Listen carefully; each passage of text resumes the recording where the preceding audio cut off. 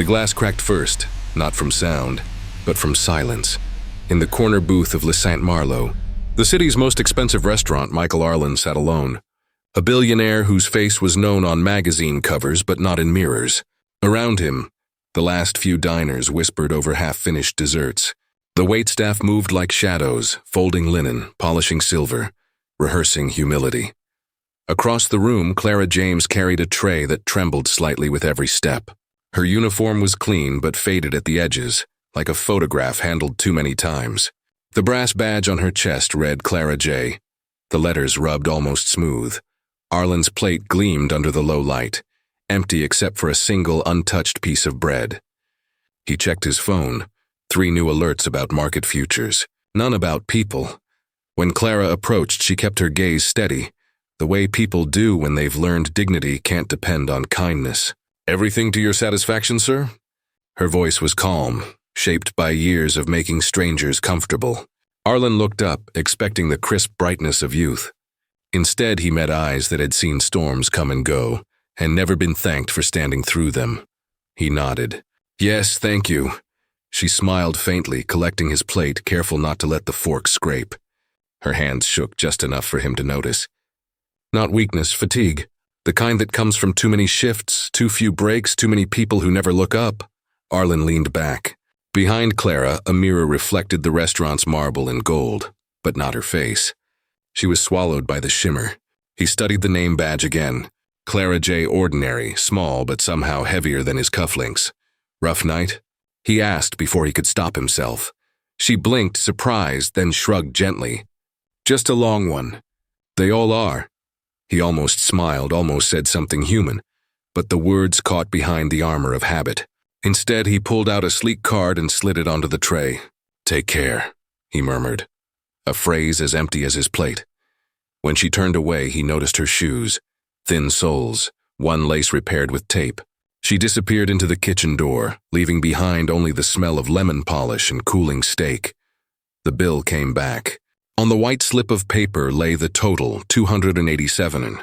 He added another 100 as tip. It looked generous, performative. Yet when Clara returned and thanked him, she didn't touch the money. She only folded the receipt carefully, smoothing it once before tucking it into her apron pocket. Something about that motion, precise, almost sacred, caught him off guard. As she walked away, the receipt peeked from her pocket like a small white flag, fluttering with every step. Outside, rain began to fall, streaking the restaurant windows with lines of silver. Arlen watched through the glass as Clara exited into the night. No umbrella, her posture straight, her pace steady. The crumpled receipt pressed against her heart like proof that she existed in a world that rarely looked back. Arlen stayed seated long after she vanished, staring at the dark street, the sound of rain tapping against the pane, each drop a quiet question he didn't yet know how to answer. The morning glass held 2 faces. One real, one remembered. Michael Arlen stood outside the cafe, coffee in hand, the city pulsing behind him like a restless machine. His reflection floated on the window, tailored suit, perfect tie, eyes still hollow from the night before. But behind his own image, faint and ghostlike, he thought he saw hers. Clara James, the waitress with trembling hands. The sight jolted him, like a whisper he couldn't unhear. Inside, the cafe buzzed with quiet luxury. Polished marble, hanging ferns, the scent of roasted beans that promised comfort, but sold status. Arlen sat by the window, the same seat he always chose.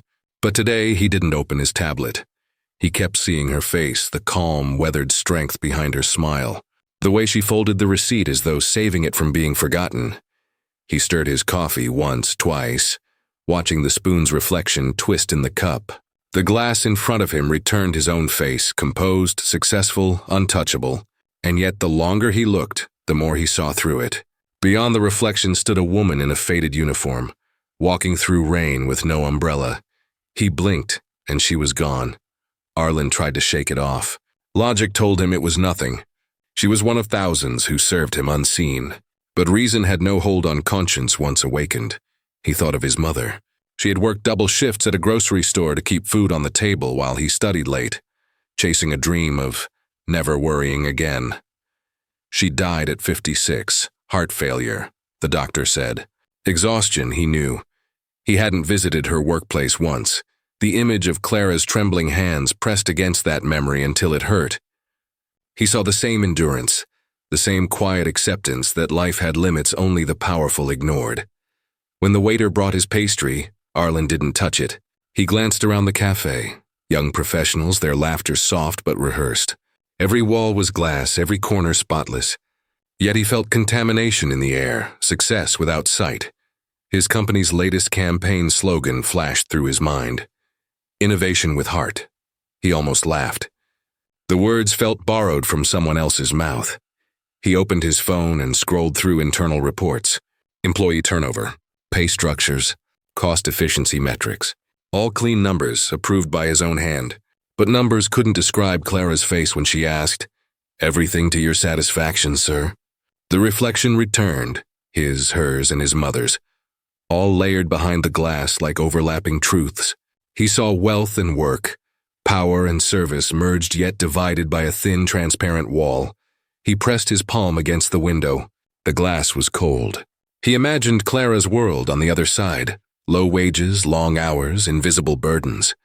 He realized that every wall of glass he'd built, every office with a view, had been another barrier between himself and the people holding up his world.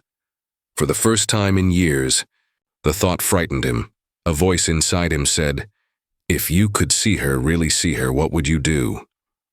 He didn't have an answer, but he couldn't ignore the question anymore. By late afternoon, he was back in his office tower. The skyline burned orange as the sun fell behind mirrored windows. His reflection followed him from room to room, accusing in its silence. He called his assistant. "Find the name of the evening waitress from Le Saint Marlowe." "Clara James," the assistant hesitated. "Of course, sir. May I ask?" "No questions," Arlen said softly. "Just find her schedule."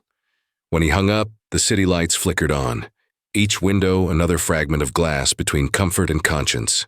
He stood there a long time, watching his own shadow dissolve into the skyline, and made a quiet decision he didn't yet understand.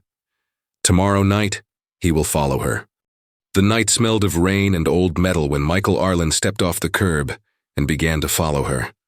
Clara James left the restaurant with the same quiet grace she'd shown inside. Her uniform was neatly folded beneath her coat. The city around her had changed since dinner hours. Richer lights dimmed, poorer corners awakened. Arlen kept his distance, coat collar raised, the street lamp glow cutting stripes across his face. He had told himself it was only curiosity. A harmless question of who she was, where she went. But curiosity, he soon realized, was a softer name for conscience. Clara walked toward the bus stop, her steps unhurried, her bag heavy with the day's labor. She checked her watch once, not for time, but for endurance. The first bus arrived with a hiss of brakes, coughing smoke into the cold air. Arlen followed her inside. The bus was half empty, faces dulled by exhaustion, uniforms of all kinds, skin tones blending into one weary mosaic. The seats creaked with every turn. A child dozed on his mother's lap. A janitor stared at the floor, hands still stained from work that would be invisible by morning. Arlen took a seat near the back, careful not to look directly at her. Clara sat by the window, eyes fixed on the city as it blurred by. Neon signs reflected in the glass. Beauty salons, payday loans, convenience stores with flickering lights. He realized with quiet shock that his company's delivery trucks rolled down these same streets each morning, carrying goods worth more than the rent of every building they passed. He had never seen the route from this side of the window. The bus rattled over potholes. The streetlights blinked, one after another, like tired sentinels giving up the watch. The flicker became its own rhythm. Light, dark, light, hope, silence, hope. The second bus came after a long walk through a quieter district. Arlen's shoes clicked against cracked pavement while Clara's steps made no sound. He noticed how she greeted the driver by name, how she thanked him even as he barely nodded back. Halfway through the ride, the bus stopped near a small grocery store. Clara stood, stepped off, and Arlen followed once more. She entered the store, emerging minutes later with a single bag, bread, milk, and a few apples. At the corner, she saw a young boy struggling to lift his own grocery sack, nearly twice his size. Without hesitation, She bent down, spoke softly, and shared her umbrella, carrying one of his bags herself. Together they walked 2 blocks until the boy turned into an old building with a broken light above the door. Arlen watched from across the street. She never looked back. Her posture didn't ask for reward. The umbrella, half torn, tilted against the wind. Yet she held it steady over the child's head until he was safely inside. A bus roared past behind Arlen, splashing water over his shoes. He barely moved. In that instant, he felt the distance between them stretch wider than wealth could measure. Not miles, but moral ground. When Clara finally reached her own neighborhood, the streets narrowed into silence. Small homes leaned against one another for balance, paint peeling, light dim. She disappeared behind a rusted gate, her figure shrinking under the dying glow of a street lamp that blinked once, twice, then went out. Arlen stood across the road, soaked and motionless. His car waited blocks away, polished and warm, but it felt unreachable, like a privilege he no longer wanted to claim. He looked down the darkened street, the puddles reflecting a sky without stars. The flickering lamps behind him pulsed faintly in the distance, as if the city itself were trying to remember what fairness once looked like. For the first time in years, Michael Arlen felt the full weight of blindness lifted, only to reveal how much he had never seen. The house looked empty until it breathed. Michael Arlen followed from a distance, steps muffled by the wet pavement. Clara James turned down a narrow street where the lamps thinned, and the buildings leaned inward like tired witnesses. Her figure, small beneath her umbrella, moved with steady purpose. She stopped at the end of the block before a sagging wooden house, paint long peeled by weather and time. One shutter hung crooked, tapping faintly in the wind. She pushed the gate open, its hinges groaning like a warning, and disappeared inside. Arlen hesitated. His world ran on steel glass and security codes. This one whispered through cracks and creaking boards. Still, he moved closer. Something about the silence felt personal. He reached the gate and paused. The rain had softened into mist. The house exhaled faint light from a single window. Behind it, shadows moved, slow, deliberate. Arlen crept along the side, his shoes sinking into damp soil. Through the open window, the scene unfolded like a confession. Clara knelt beside an old man lying on a narrow cot. His face was lined deeply, his hair gone silver, his breath shallow but even. The small room around them was orderly but bare. No luxury, no waste. Every object carried purpose.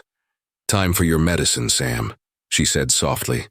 The man's reply came in a gravelly tone, weak but kind.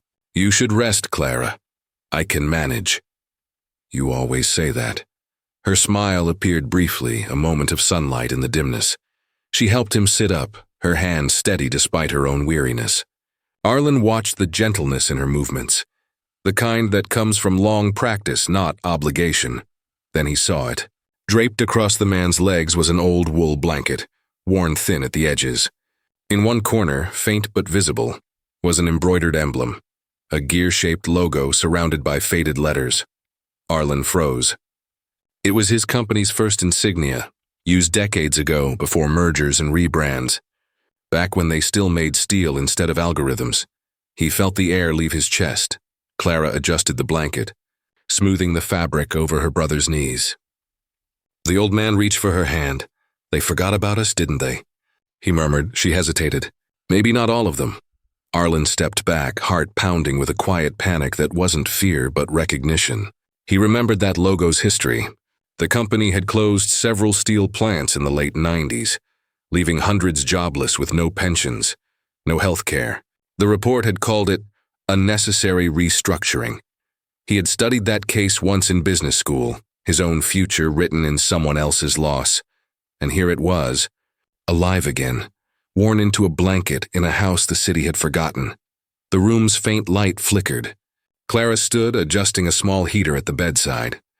The sound of the rain returned, tapping on the roof like an unfinished question. Arlen turned away from the window. The weight of silence pressed against him.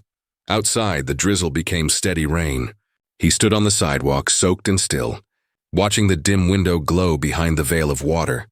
The company's old logo lingered in his mind, once a symbol of progress, now a ghost stitched into a life it had broken. He thought of his boardroom. the polished glass table reflecting numbers, never faces. He thought of his mother, and the people she worked beside, and the way he had built an empire in the distance. In that moment, the line between his success and Clara's struggle vanished. It was the same story, told from different floors of the same building. Arlen lowered his head. Rain traced down his face, cold but clean, as if the sky itself demanded witness. He did not move until the last light in the house went out, until there was nothing left but the whisper of water and the sound of his own guilt finally finding shape. The past doesn't sleep. It waits in drawers. Michael Arlen stood in the dim archive room of his company's headquarters.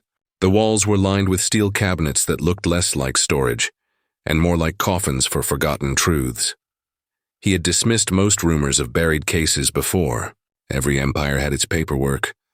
But after what he saw in Clara's house, the blanket with his company's old insignia draped over her brother's legs, he couldn't ignore the echo anymore. The air smelled faintly of dust and cold ink. A single desk lamp threw narrow light across the floor, leaving the corners in shadow. Arlen loosened his tie and began to search. The folders were labeled by year, some by hand, others typed in the neat precision of another era. He traced his fingers over a drawer marked 1997, Personnel Actions. The metal resisted when he pulled, as if the cabinet itself didn't want to remember. Inside, yellowing documents rustled like dry leaves. He skimmed through names, hundreds of them. Beneath each, notes written in shorthand. Position dissolved. Efficiency reduction. No legal claim sustained.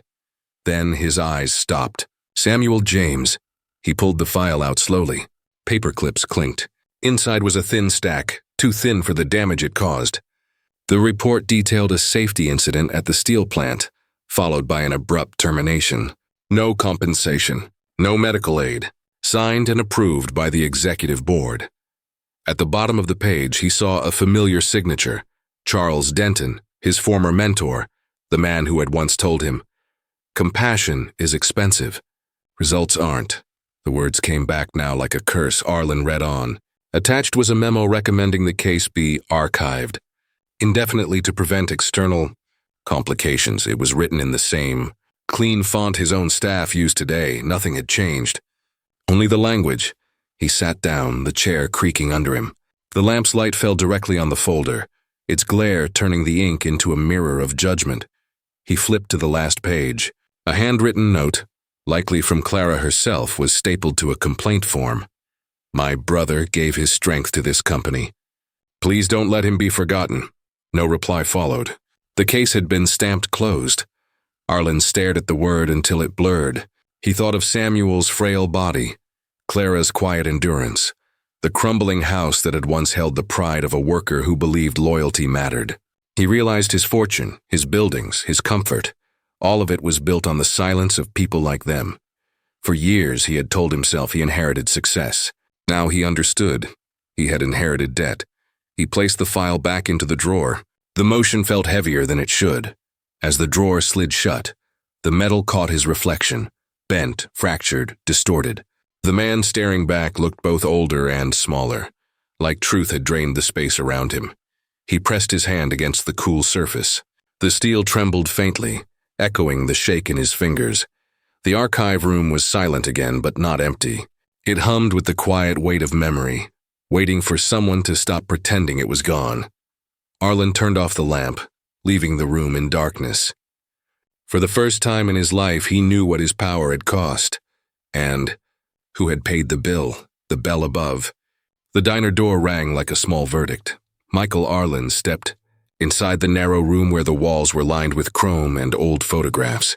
The morning light spilled across cracked red booths, and the smell of burnt coffee hung heavy in the air. Behind the counter, Clara James filled a pot. Her motions steady, her face unreadable.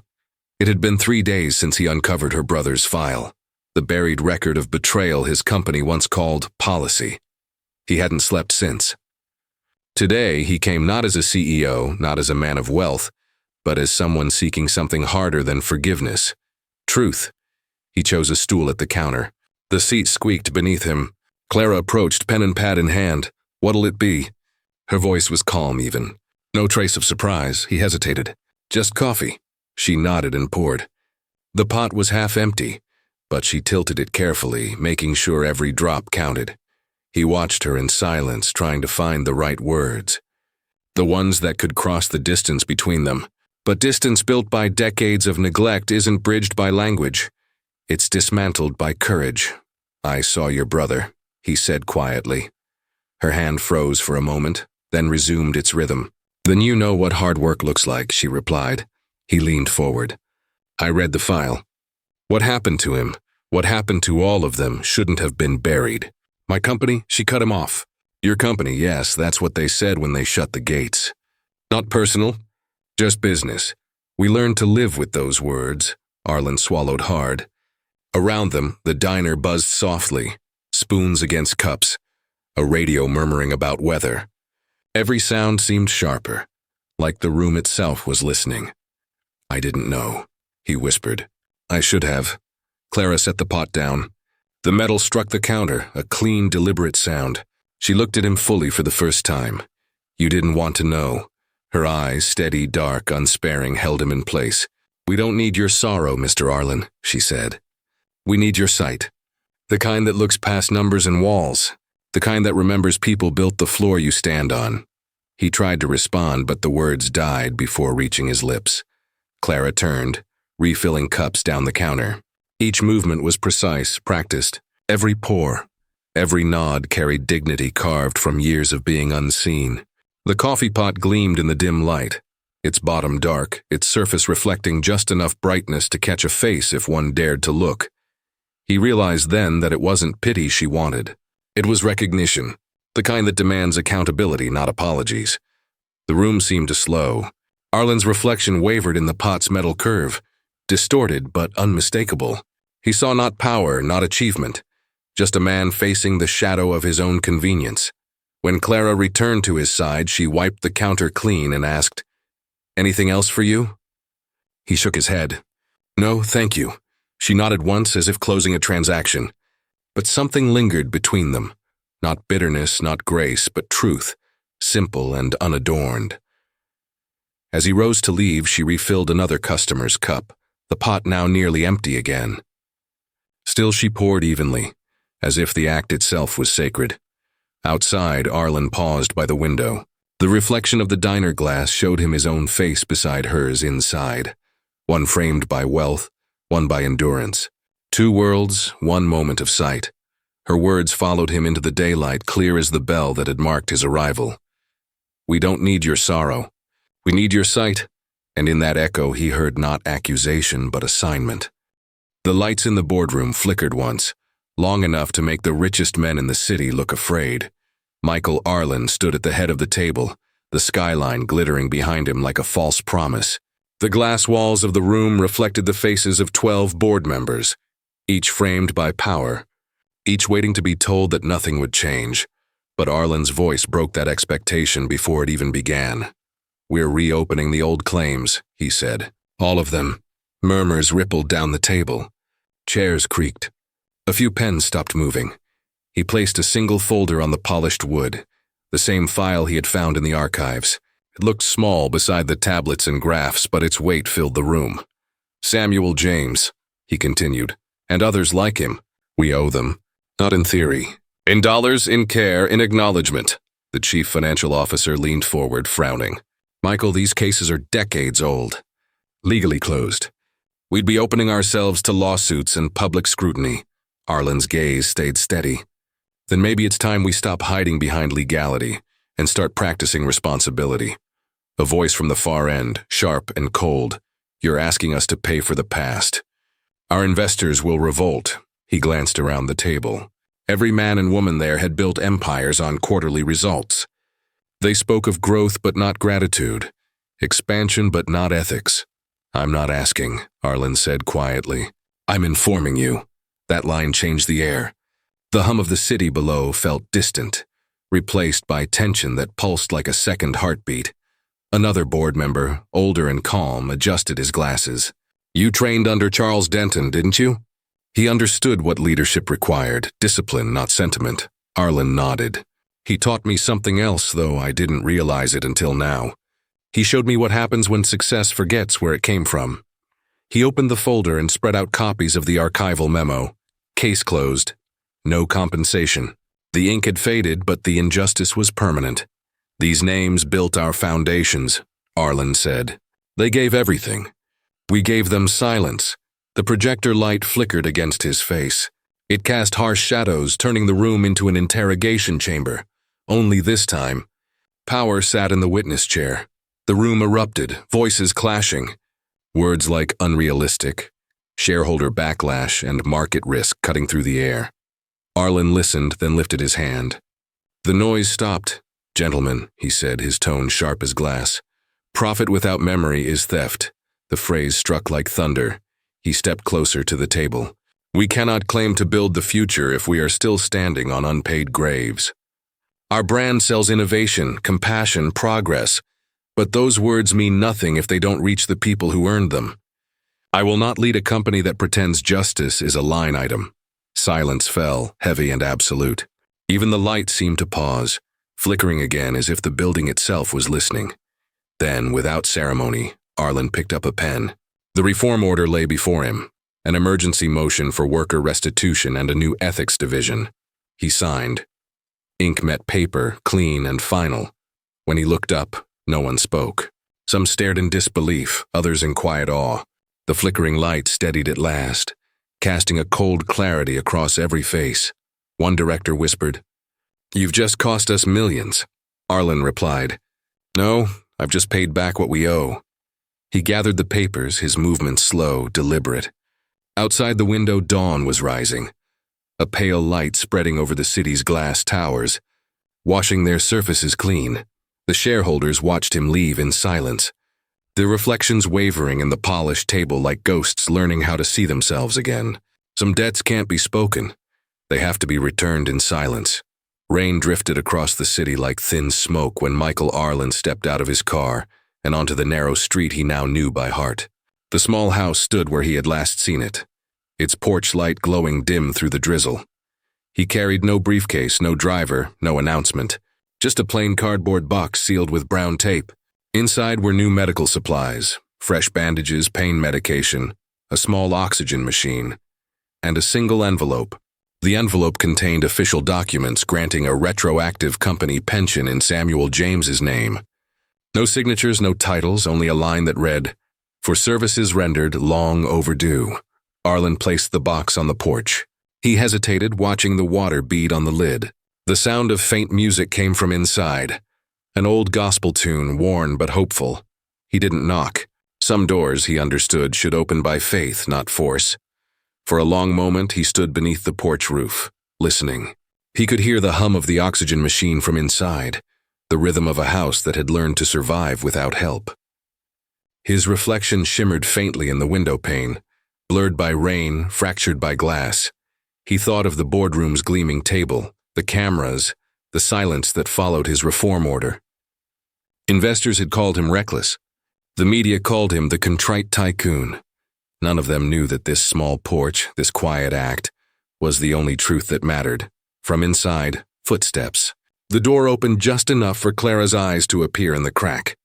She saw the box, her brows tightening in surprise. She looked out into the night but saw no one. Arlen stepped back into the rain's shadow, invisible but present. She lifted the box, her expression unreadable. Neither gratitude nor disbelief, only a deep, calm knowing. She didn't call out. She simply closed the door and turned off the porch light. The next morning, the diner was quieter than usual. Arlen entered unnoticed, taking his familiar seat at the counter. The coffee pot steamed beside the register, half full, half empty, as it always was. Then he saw it, a small folded note tucked beneath his saucer. The handwriting was careful, the kind that belonged to someone who took time to make things right. It said, "We see you now." That was all. No name, no signature, no mention of gifts or guilt. The message struck harder than any accusation or thank you could. It wasn't forgiveness. It was acknowledgement, something rarer, something real. Outside, the rain returned, tracing thin rivers down the diner window. Arlen sat motionless, the note resting in his palm. He read it again and again until the ink began to blur. His reflection merged with the streaks of rain on the glass. One life dissolving into another, executive and worker, giver and witness, power and humility, finally blurred into the same fragile humanity. He pressed the note flat on the counter and whispered, "Not to be heard. Thank you." The bell above the door chimed as he left. Behind him, the coffee pot hissed softly, half empty, half full, still burning, still giving. The diner looked the same, but the light had changed. Months had passed since the reforms, since the quiet acts of repair that had rewritten his company's history. The city moved on, unaware of the invisible shift in one man's soul. Michael Arlen stepped through the diner's door once more. The familiar bell chimed above him, no longer sharp but warm, like a welcome. The air carried the scent of fresh paint and brewed coffee. The booths gleamed with new leather. The cracked tiles were gone. On the wall near the counter hung a framed photograph, Clara James and her brother Samuel, both smiling. Behind them, a factory's old brick wall stretched like the past finally forgiven. The small plaque below read, "For those who worked without witness." Arlen stood still, reading it twice. He took his old seat at the counter. A young waitress approached. Different face, same grace. "Refill, sir?"